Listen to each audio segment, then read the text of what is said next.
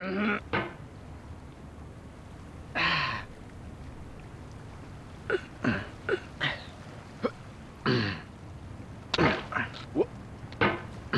no feeling more intense than starting over.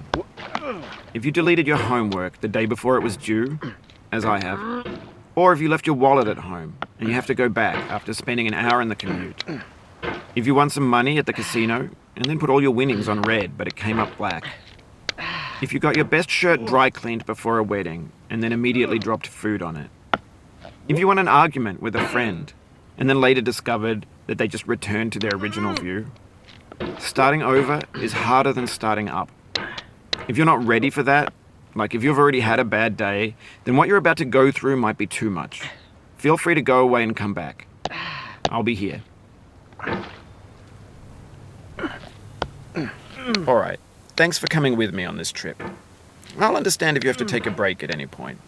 Just find a safe place to stop and quit the game. And don't worry, I'll save your progress, always, even your mistakes. This game is a homage to a free game that came out in 2002, titled Sexy Hiking. The author of that game was Jazuo, a mysterious Czech designer who was known at the time as the father of B games. And B games are rough assemblages of found objects.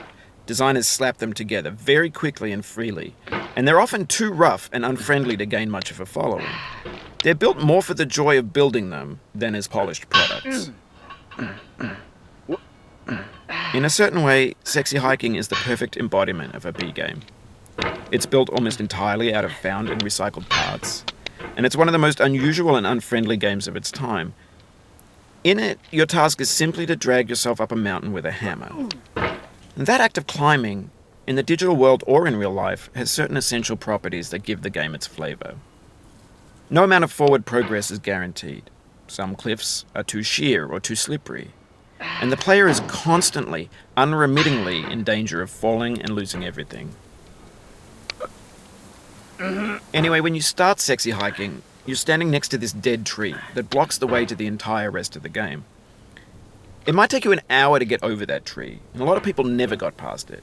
You prod and you poke at it, exploring the limits of your reach and your strength, trying to find a way up and over. And there's a sense of truth in that lack of compromise. Most obstacles in video game worlds are fake. You can be completely confident in your ability to get through them once you have the correct method or the correct equipment or just by spending enough time. In that sense, every pixelated obstacle in Sexy Hiking is real. No. The obstacles in Sexy Hiking are unyielding, and that makes the game uniquely frustrating. But I'm not sure Jazuo intended to make a frustrating game. The frustration is just essential to the act of climbing, and it's authentic to the process of building a game about climbing. A funny thing happened to me as I was building this mountain. I'd have an idea for a new obstacle, and I'd build it, test it, and it would usually turn out to be unreasonably hard. But I couldn't bring myself to make it easier. It already felt like my inability to get past the new obstacle was my fault, as a player rather than as a builder. Imaginary mountains build themselves from our efforts to climb them, and it's our repeated attempts to reach the summit that turns those mountains into something real. When you're building a video game world, you're building with ideas, and that can be like working with quickset cement. You mold your ideas into a certain shape that can be played with, and in the process of playing with them, they begin to harden and set until they're immutable, like rock. And at that point, you can't change the world. Not without breaking it into pieces and starting fresh with new ideas. For years now, people have been predicting that games would soon be made out of prefabricated objects, bought in a store and assembled into a world. And for the most part, that hasn't happened, because the objects in the stores are trash. I don't mean they look bad or that they're badly made, although a lot of them are. I mean they're trash in the way that food becomes trash as soon as you put it in the sink. Things are made to be consumed and used in a certain context, and once the moment is gone, they transform into garbage. In the context of technology, those moments pass by in seconds. Over time, we've poured more and more refuse into this vast digital landfill that we call the internet. It now vastly outnumbers and outweighs the things that are fresh and untainted and unused. When everything around us is cultural trash, trash becomes the new medium, the lingua franca of the digital age. and you can build culture out of trash. But only trash culture. B games, B movies, B music, B philosophy. Maybe this is what digital culture is. A monstrous mountain of trash, the ash heap of creativity's fountain. A landfill with everything we ever thought of in it. Grand, infinite, and unsorted. There's 3D models of breakfast, Gen X's fanfic novels, scan magazines, green screen Shia LaBeouf, banned snuff scenes on LiveLeak. Facebook's got lifelike bots with unbranded adverts and candid shots of Kanye and Taylor Swift mashups, car crash epic failed GIFs, Russian dashcam vids, discussions of McRibs, discarded, forgotten, unrecycled, muddled, rotten, untitled. Everything's fresh for about 6 seconds, until some newer thing beckons, and we hit refresh. And there's years of persevering, disappearing into the pile, out of style, out of sight. In this context, it's tempting to make friendly content that's gentle, that lets you churn through it but not earn it. Why make something demanding if it just gets piled up in the landfill, filed in with the bland things? When games were new, they wanted a lot from you. Daunting you, taunting you, resetting and delaying you. Players played stoically.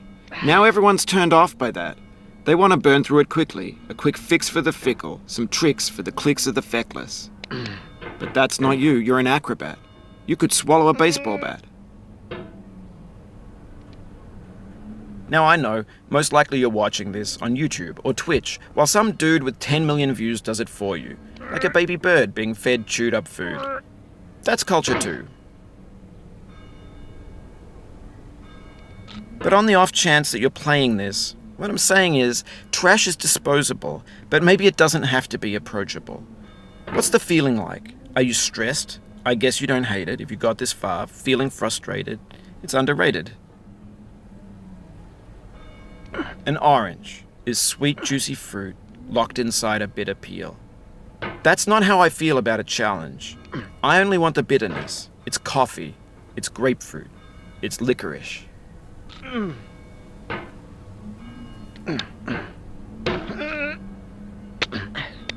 no. Oh, you just lost a lot of progress. That's a deep frustration, a real punch in the gut.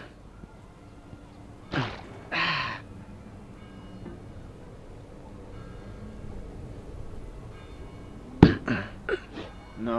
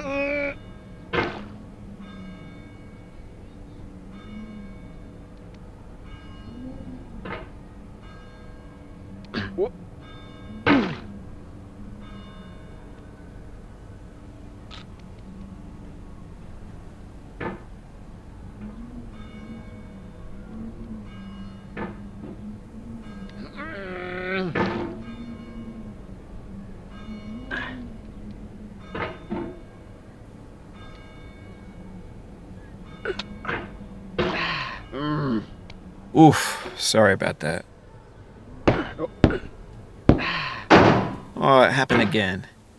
Keep on trying. Don't let it get to you.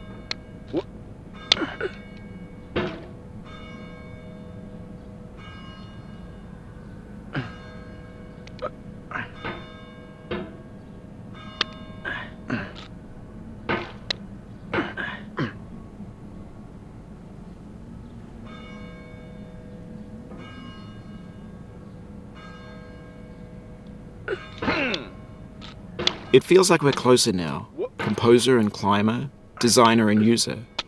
You could have refused, but you didn't. There was something in you that was hidden, that chose to continue.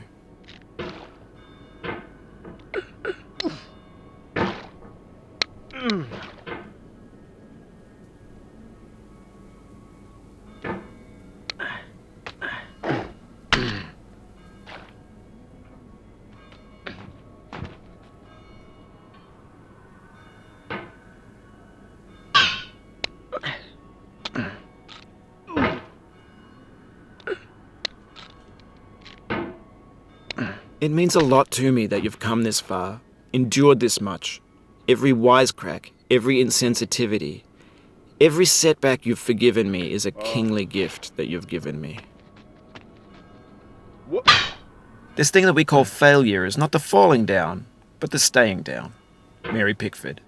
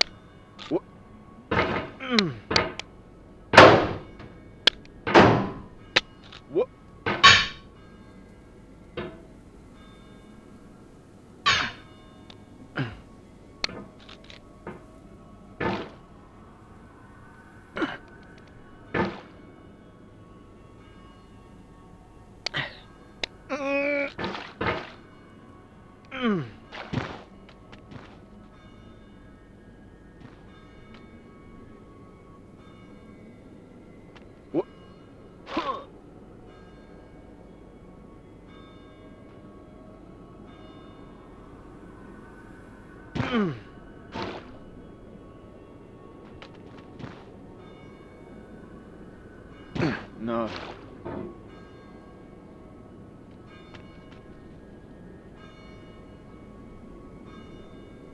No.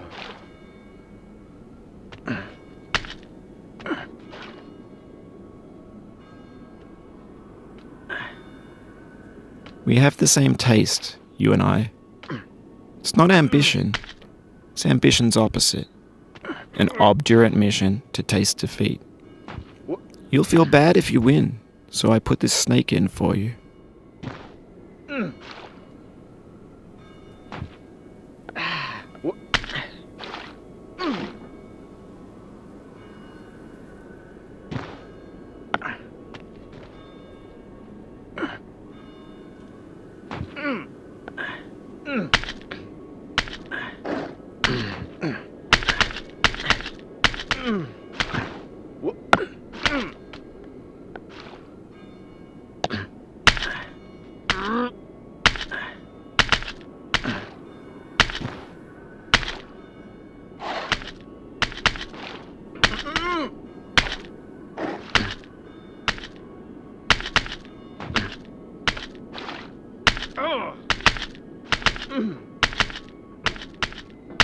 Have you thought about who you are in this?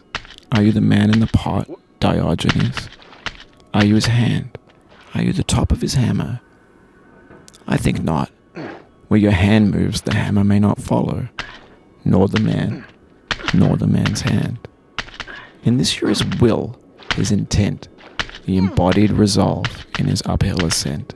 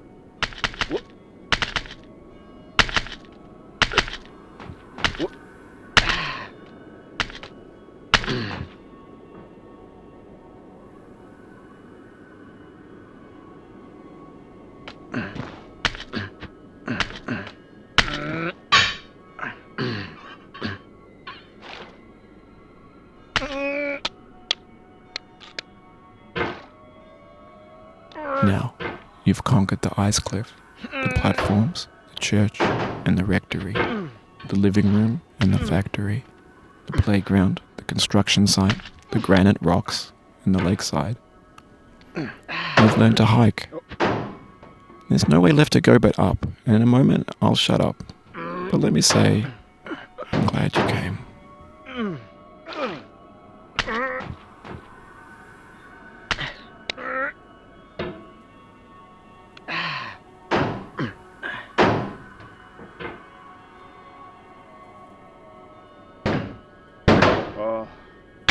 The soul would have no rainbow, had the eyes no tears. John Vance Cheney.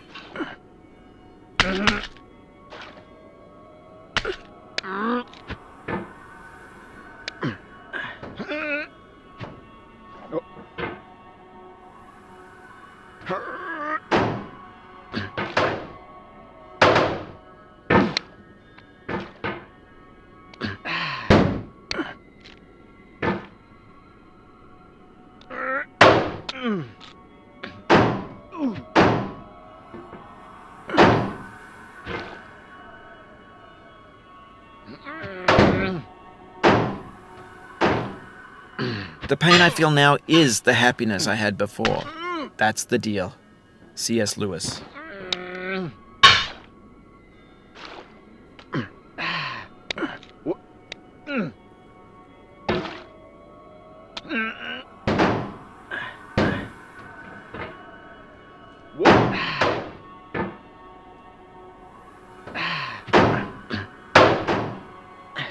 I feel within me a peace above all earthly dignities, a still and quiet conscience. William Shakespeare.